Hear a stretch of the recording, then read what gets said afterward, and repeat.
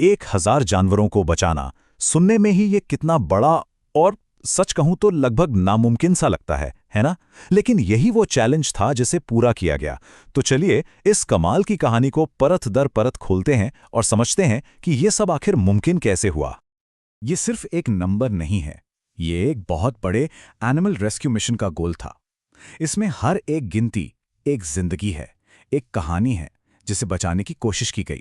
ये बस एक मिशन नहीं था, ये एक वादा था। इस पूरे मिशन की शुरुआत ही जिंदगी और मौत के सवाल से हुई। बात बिल्कुल सीधी थी, अगर फौरन कुछ नहीं किया गया तो एक जान चली जाएगी। बस इसी एक लाइन से इस पूरे काम की गंभीरता का अंदाजा लग जाता है। तो बड़ा सवाल ये उठता है कि आखिर 1000 जानवरों को बचाने जैसा इतना बड़ा काम पूरा कैसे हुआ? इसका जवाब किसी एक तरीके में नहीं है।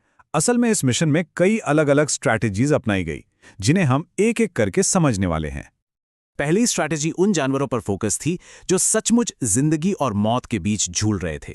मतलब सीधे मौके पर जाकर इमरजेंसी मेडिकल हेल्प देना, जहां हर एक पल बहुत कीमती था।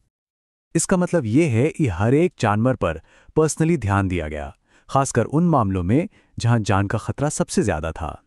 ये वो सिचुएशन थी जहां एक सेकंड की भी देरी बहुत भारी पड़ सकती थी। इसका सबसे पहला उदाहरण है एक शेरनी जिसके दांत का इन्फेक्शन उसकी जान ले सकता था। जरा सोचिए, ये कितना मुश्किल और रिस्की काम था। टीम को ना सिर्फ शेरनी को बेहोश करना था, बल्कि उसके इन्फेक्टेड दांत का इलाज भी करना था, और ये भी पक्का करना था कि वो पूरी तरह से सेफ रहे। और ये कहानी सिर्फ उस शेरनी तक ही नहीं थी। एक समुद्री शेर जिसे गोली लगी थी, एक उल्लू जो कार से टकरा गया था, और एक बत्तख जिसे एक नकली चोंच की जरूरत थी। ऐसे कई जानवरों को इसी तरह की स्पेशल मेडिकल केयर से बचाया गया। हर केस अपने आप में एक अलग ही चैलेंज था। अब एक-एक जानवर को बचाने से आगे बढ़ते हैं और उस स्ट्रैटेजी पर आते हैं जहां पूरे के पूरे ग्रुप या स्पीशीज को बचाने के लिए बड़े लेवल पर काम किया गया। यह सिर्फ इलाज नहीं था, बल्कि रोकथाम पर फोकस था। देखिए, जब हम किसी पूरी आबादी की बात करते हैं तो खतरे दो तरह के होते हैं। एक तो अंदरूनी, जैसे खाने या इलाके के लिए आपस में लड़ाई, और दूसरा बाहरी, जैसे कोई बीमारी या फिर शिकार। और जाहिर है दोनों के लिए सॉल्यूशन भी अलग अलग ही होंगे। यहां हम दो बहुत अच्छे उदाहरण देखते हैं।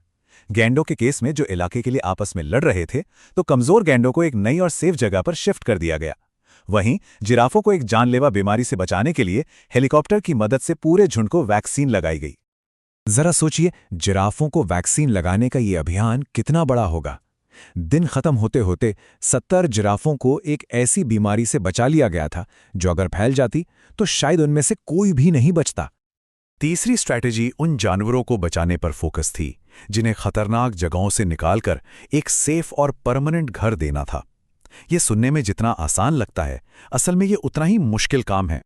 यूक्रेन में वॉर के बीच फंसे इन शेरों की कहानी को ही देख लीजिए।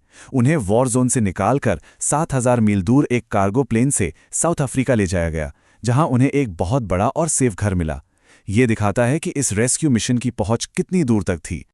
लेकिन रेस्क्यू सिर्फ जंगली जानवरों तक ही सीमित नहीं है। यह आंकड़ा हमें उस कड़वी सच्चाई की याद दिलाता है जिसका सामना हमारे आसपास के शेल्टर्स में रहने वाले जानवर हर रोज करते हैं।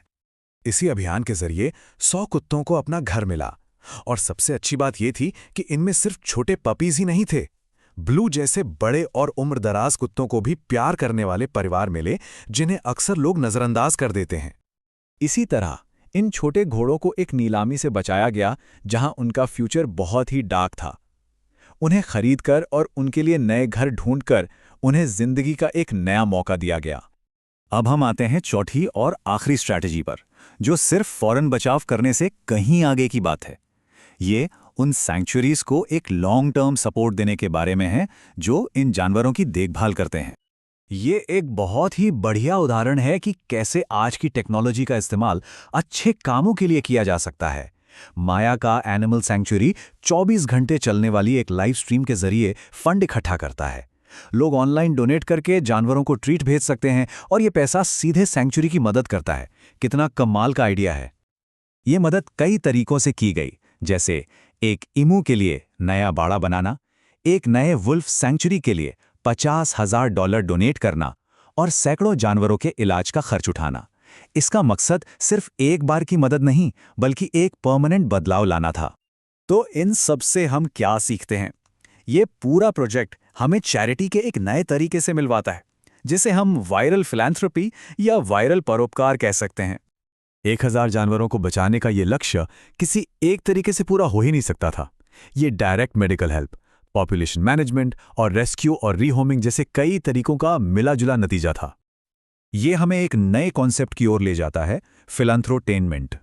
ये एक ऐसा मॉडल है जहां एंटरटेनमेंट और भलाई का काम एक साथ आते हैं और ऑडियंस का जुड़ाव सीधे तौर पर जमीनी स्तर पर मदद और फंडिंग में बदल जाता है।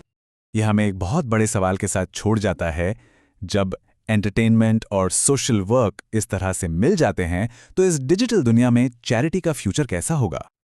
आखिर में ये मॉडल हमें दिखाता है कि जब लोग ऑनलाइन एक साथ आते हैं तो वे सिर्फ व्यूअर्स नहीं होते, वे मिलकर एक ऐसी ताकत बन सकते हैं जो दुनिया में असली और पॉजिटिव बदलाव ला सकती है। ये साबित करता है कि डिजिटल दुनिया की ताकत से जमीनी स्तर पर बहुत कुछ बदला जा सकता है।